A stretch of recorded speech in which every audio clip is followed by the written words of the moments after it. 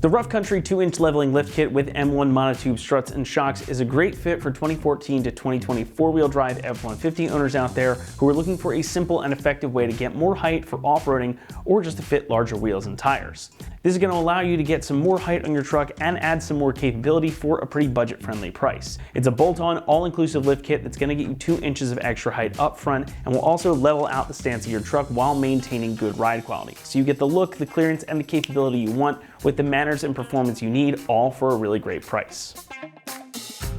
Now let's start out with the thing you always want to know about a lift kit: how big can you go when it comes to wheels and tires with this kit? Since this is a 2-inch lift that will level out your truck's stance, you can fit up to 33-inch tires on your truck without any further modifications. Anything larger and you're likely going to run into clearance issues, so we recommend 33-inch tires for this kit. Starting out up front, that lift is achieved using a set of Rough Country's M1 loaded struts. Now I really like these because they're going to give you that additional 2 inches of height, and as you can see, they come pre-assembled, so there's no need to mess with spring compressors for the sake of assembly, just bolt them right on in. Now these also have another feature that's really great, and that is the ability to adjust the height. So should you want to lower them down later, or you want to have your truck sit at stock ride height, you've got the option to do that. Though that job will require disassembly and the use of a spring compressor. You're going to have to get up in here and basically move that spring perch down. Now these are one of Rough Country's more premium shock options, and they feature a monotube construction, hence the name.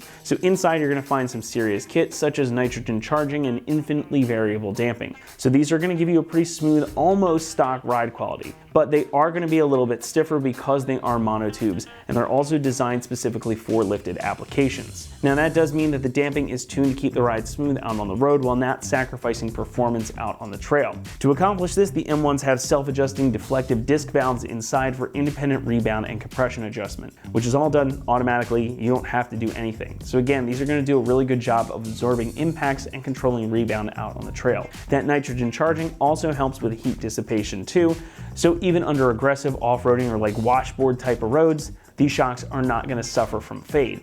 So that means you can use these to their full extent without having to worry about fading or losing control of your truck. Now in the rear, we've got another set of the M1 monotubes. You actually can see the shock a little bit better because, well, they just stand alone. We also have a set of spacers. And these almost look like fun little Legos here, but these are going to give you the extra height that you need. That's going to get the rear of the truck nice and level to match that lift up front. So you're going to get around an inch worth of lift in the rear. Again, this is going to function as a leveling kit too, so it makes your truck sit nice and dead even front to rear, and that always looks good. And of course, like I mentioned, you get a set of Rough Country's matching M1 monotube shocks. These are going to be very much the same as the ones you'll find in the struts up front. Nitrogen charged, infinitely variable damping, all that good stuff that you're going to find. And you've got new U-bolts back here as well to accommodate for that additional height too. Construction here is all quite solid, as we've come to expect from these kits from Rough Country. The front struts and the rear shocks have an absolutely massive 2-inch extruded tube with a 45mm bore and an 18mm hardened chromed piston rod. So these are really solid pieces. The bodies are finished in a nice zinc plating for good looks and durability too. You get new top hats and springs up front, and those aforementioned spacers in the rear are a heavy-duty composite material. And we've got the aforementioned spacers in the rear. These are a heavy-duty composite material that is super strong and lightweight. Pricing for this kit comes in at about $900. And for all you're getting here, that is a really competitive price. There are, of course, less expensive options out there that will get you the same type of height, but they don't have the features like the hefty shocks, the pre-assembled struts, the ride height adjustability, things like that. Now you could also spend a lot more on another kit, but for a truck that's gonna see mixed street and trail usage, something that's say your daily driver or something you take to the work site, this is gonna be an excellent option that's gonna give you that extra height and capability without compromising the way your truck drives every day. Installation gets a 2 out of 3 on our difficulty meter, and the job should take you around 4 hours to complete. Now you can certainly do this at home in your driveway, especially since everything you need to get it done is included, even all the hardware. But this is a bit of an involved job. If you aren't necessarily comfortable disassembling suspension components, professional installation is always an option. But this is one that you can do at home, as there are no modifications needed to your truck, so you don't need to cut or modify anything else. You can just bolt all this right on and hit the road. Though I will say, as always, once you've got everything together, you should immediately go and get your truck a proper alignment. With that though, let's head on over to the shop and we'll walk you through this install step by step. For this install, you need a 3/8 impact and ratchet, a 7/8, 21, 19, 15, 13, 10, and 8mm socket, a pry bar, an 18, 17, and 15mm wrench, a hammer, a clip removal tool, vacuum pump, caliper hanging tool, and also not shown be a lift and pole jack. Alright, today we're going to be installing a lift kit on our F-150. First we're going to watch a quick video how to get you to this spot right here, and then we'll come back to install the new lift kit. First thing we're going to do on our uninstall is remove these two brackets here that hold our brake line and our ABS line to the steering knuckle, and disconnect them from the bracket for the control arm up here to get them out of the way to relieve some of the tension when we remove the steering knuckle from the upper control arm. So we're going to use an 8mm and a 10mm socket to remove these two brackets here, and then a trim removal tool to pop out these plastic push pins here that hold the brakes up there. So we use our 8mm to disconnect the bracket from the ABS line.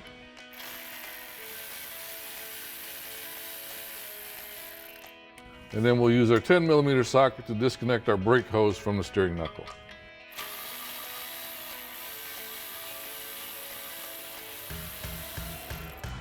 Now we'll use our trim removal tool to remove these plastic push clips here, and then one at the top.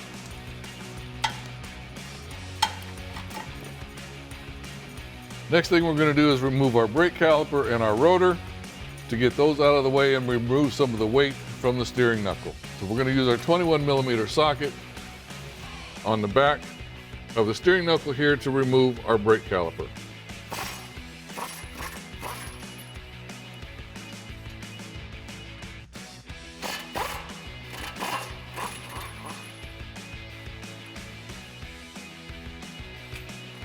Now we can lift our caliper away from the rotor and then pull our rotor straight out.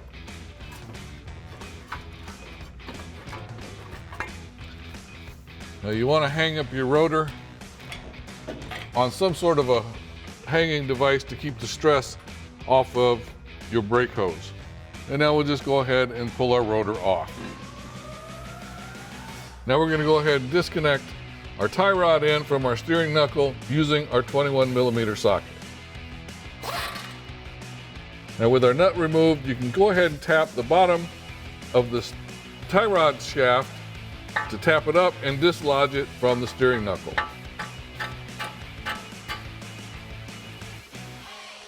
Now we're going to go ahead and disconnect our sway bar end link right here from the sway bar so that we can go ahead and lower our lower control arm when we remove our strut. So we're going to use an 18mm wrench to remove that nut.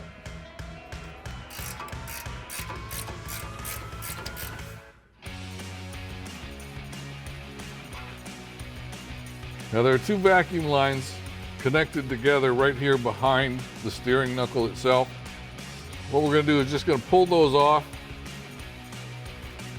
Next thing we're going to do is remove this dust cap and the 13mm nut that holds the axle into the steering knuckle. But before you remove that nut, what you want to do is put a vacuum pump on the larger of the two ports that we just disconnected the vacuum lines for, because that will prevent some damage to the actuator that's inside the steering knuckle. So let's go ahead and get this dust cap removed and get our vacuum pump installed. Now you can use a pair of adjustable pliers or a small flathead screwdriver to get in here and pull that dust cap off.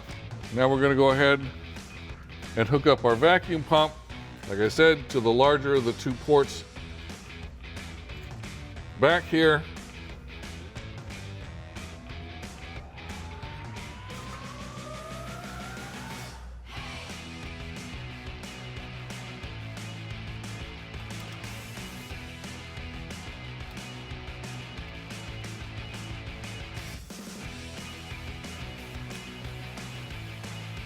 And you want to use your vacuum pump and pull it up to about 24 or 25 inches of vacuum. Then we'll go ahead and remove our nut. So using our 13 millimeter socket, we'll go ahead and dislodge this nut.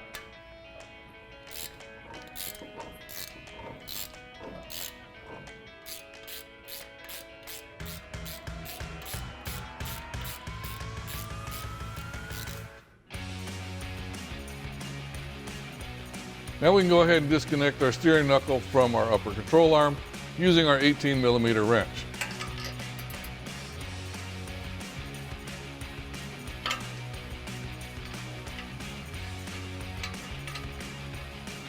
Now we're not going to take the nut off yet because, as you can tell, we haven't separated the ball joint shaft from the steering knuckle. So to do that, we're going to use our hammer, and we're just going to smack the top of the steering knuckle here to dislodge that ball joint shaft. Now with it loose, we can go ahead and remove our nut. Go ahead and separate our ball joint from our steering knuckle and lay that off to the side. Now we're going to remove our two lower strut mount bolts here and here using our 19 millimeter wrench and a 19 millimeter socket.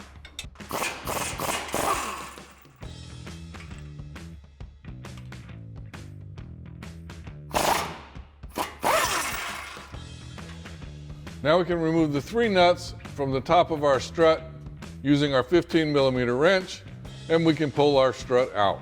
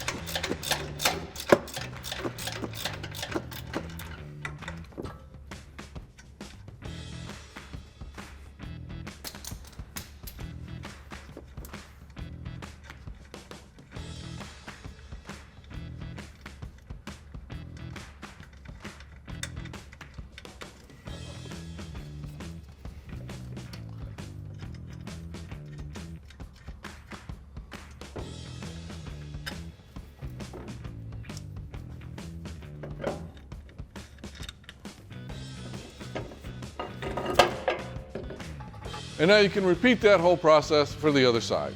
So now we're gonna come back to the rear. As you can see, we do have our axle held up with a pole jack. We're gonna get our lower shock mount out. So we have our impact with a 15 millimeter socket and an 18 millimeter wrench to hold the nut and take this off. Now our shock's loose at the bottom. We can go to the top and take our bolt out up top. At the top of our shock here, we have a 15 millimeter bolt with a locking nut. So just gotta take that off with our impact and 15 millimeter socket. Have our nut out the back. We can just pull our bolt out and remove our shock. Next, we're gonna disconnect our U-bolts so we have our impact and 21 millimeter socket, and we'll take all four nuts off.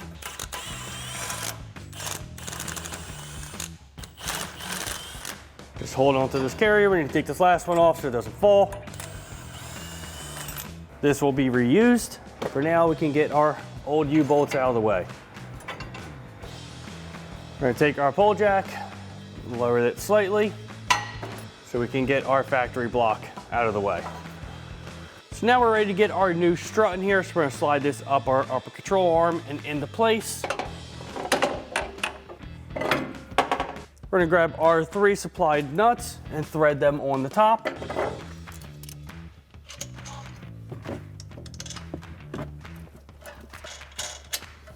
You can grab our 15 millimeter ratcheting wrench, and we're actually gonna tighten those 3 down up top.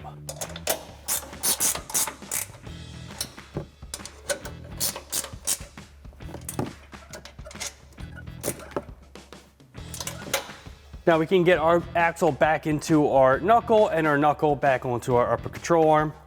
Just make sure you line up all the splines for the axle to get that poking through.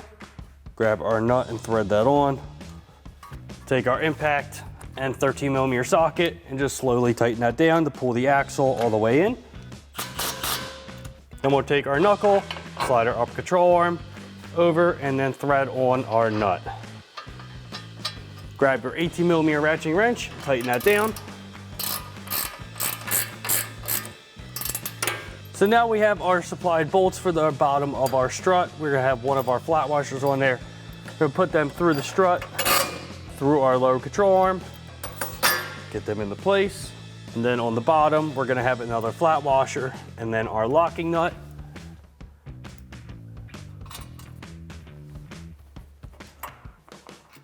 Then we're gonna go ahead and tighten these down. Now it is a 19mm socket for the nut and an 18mm wrench to hold the head.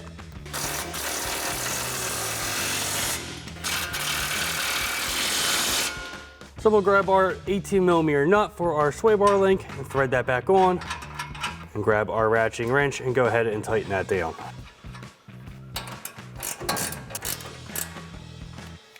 And while we're here, we'll take our vacuum pump off since that axle is connected, and pop our vacuum lines back on.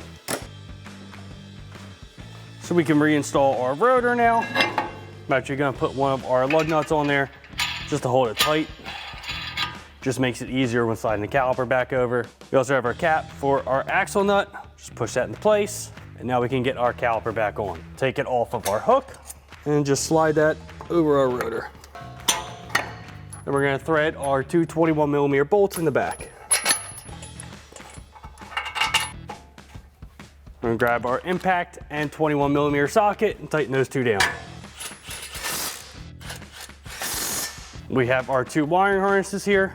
So we have our 8 and 10mm bolts. We'll thread those in and re-secure these. Grab our ratchet and 8 and 10mm socket and tighten those down. So in the back here, we're actually gonna grab our factory block and we're gonna reinstall that. Our new block is going to stack on top like so. So we'll slide that back over our axle. We'll get our new supplied U-bolts, slide them over, and we can jack our axle back up in place.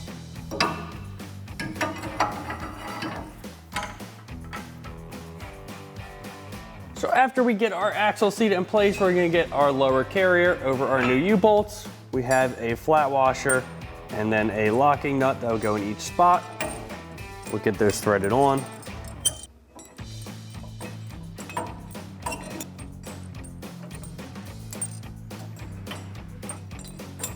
All right, then we're gonna grab our impact and 7/8 socket and tighten this down in an X pattern.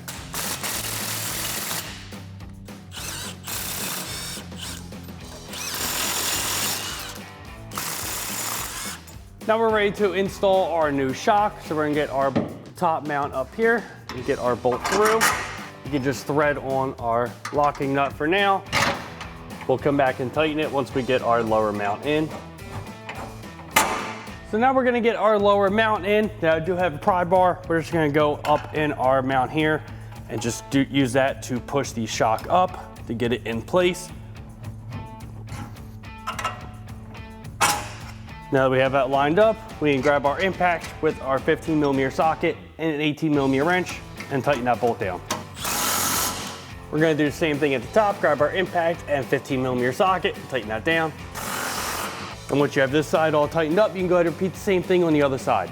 And that wraps up our install of our Rough Country 2-inch leveling lift kit with M1 monotube struts and shocks for our 2014 to 20 four-wheel drive F-150, excluding the Raptor.